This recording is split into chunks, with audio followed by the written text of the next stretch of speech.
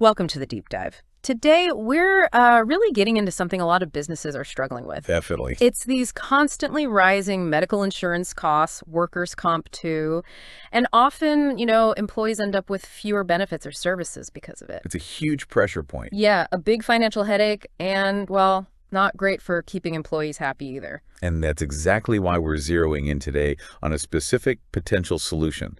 We're looking at TBCL Wellness and their Pulse 365 program. Okay. Our goal here, our mission for this deep dive, is to really understand how this program says it can be like a strategic partner for businesses. Right. Not just, tacking on another employee benefit, but actually making a direct positive impact on the company's bottom line. Which sounds, well, counterintuitive, doesn't it? How adding a benefit actually leads to net savings. That's the paradox we want to explore. Exactly. Okay, let's unpack this then. So maybe start with the problem itself. Our source material paints a picture of businesses really wrestling with these higher healthcare costs. Yeah, it's a constant battle. And like you said, the fallout is often fewer services, trimmed benefits for the actual employees. Yeah. It's a tough spot for employers. Right. Trying to balance the budget with keeping your team taken care of. Precisely. And this is where TBCL Wellness and Pulse 365 make their big entrance, so to speak. Their stated purpose is pretty bold. Which is? To provide additional benefits and services for employees while, and this is the key part, increasing the bottom line for the business owners. Increasing the bottom line, not just maintaining it. Correct. Their materials even say, we're here to change that, which, in this current climate, that's a strong claim. It definitely catches your attention. So, okay, what is Pulse 365 fundamentally? The source is careful to point out it's intentionally designed not to replace or compete with your major medical plan. Yeah, that's a crucial distinction they make. It's not trying to kick out your existing Blue Cross or United Healthcare plan or whatever you have. So it's not an overhaul. No, they describe its function as being a complement or even a front line of defense to your major medical. Okay, a frontline defense. But interestingly, they also say it's strong enough to stand on its own, which raises that question again, right? How does something that complements, usually meaning an add-on cost, actually improve the bottom line? That's the puzzle. That's the core of it. And this is where their models gets really interesting, claiming this dual financial benefit. Okay, lay it out for us. So the source makes this really central claim. Yes, there's a cost for the employer to implement Pulse 365. You pay for it. Right, there's a cost. But they claim the employer will realize a net savings due to offering the plan. Net savings after the cost. Okay, that's the employer side. That's the bit that makes you pause and go, how? Absolutely. Yeah. And then almost surprisingly, there's the employee side. The source says full-time employees enrolled will generally see a net increase to their paychecks due to their participation. Wait, so the employer saves money and the employee takes home more pay? That's the claim. A genuine win-win, which, in the benefits world often sounds too good to be true. Usually it's a cost shift, not a win-win. Okay, I need to understand the mechanics here. How does this actually work financially? Let's follow the money. All right. So the source specifies there will be a $235 per employee per month invoice sent to the company. $235 PPEM per employee per month. Got it. Okay. Now here's the breakdown they provide. $35 of that $235 PPM is the administration fee. That's what the company pays directly for the service. $35. Okay. What about the rest? The other $200 PEPM, the source says, is coming from the withholding of the individual employee that the company will send to Pulse 365 Health on the employee's behalf. Okay. So $200 is withheld from the employee's pay. But wait, how does that lead to more take-home pay for them and savings for the employer? That seems backwards. Well, this is where the tax savings benefits come in, as the source mentions. What's fascinating is how this structure is set up. Go on. It seems to work by leveraging pre-tax deductions. That $200 withholding from the employee, it likely happens before taxes are calculated. Okay, like a Section 125 plan contribution. Exactly, that kind of mechanism. So the employee's taxable income goes down, which means they pay less income tax, hence the potential for increased net pay, even with the withholding. Right, I see that part. So the employee pays the $200, but the tax savings might be, say, $210, also they're $10 better off net. Something like that. That's the general principle, yeah. The exact numbers depend on individual tax situations, of course. And then for the employer.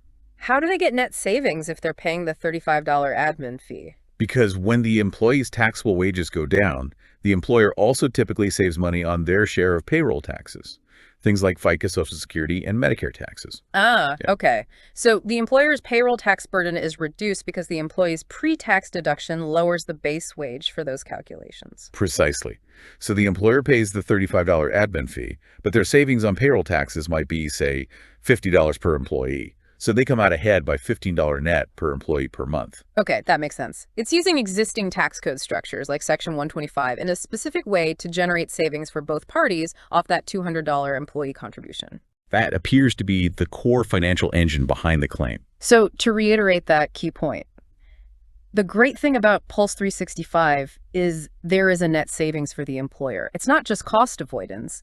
It's presented as a positive financial return. Correct. That's the central promise on the financial side. Okay, beyond these financial engineering aspects, what other specific benefits does the program offer according to the source? Well, it explicitly mentions RX program benefits. So some kind of prescription drug component seems to be included, offering tangible value there. Right, a concrete service. And then, as we've dissected, it highlights the increased net pay through tax savings for employees, which is that direct financial boost.